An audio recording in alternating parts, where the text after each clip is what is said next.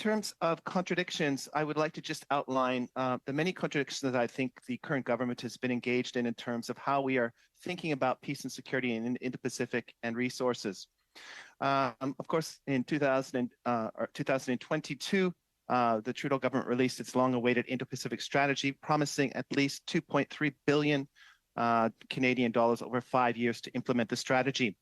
That announcement came at the same time as our National Defense Minister, Anita Anand, promised Canada would spend $4.9 billion on modernizing our North American air defense.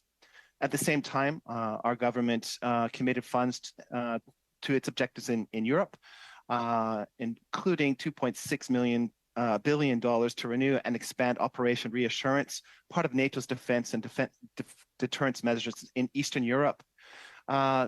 Of course, at the same time, we had an announcement about defense cutbacks, including defense.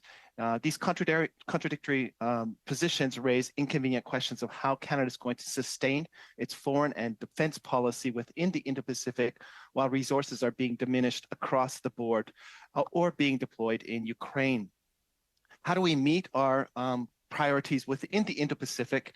Both foreign policy and defense policy really are being challenged. And I think that these contradictory positions are raising serious concern amongst our allies and partners about where Canada sits in the Indo-Pacific, what kind of resources are going to be deployed in the Indo-Pacific, and can we engage in a sustained, meaningful, and fruitful diplomacy.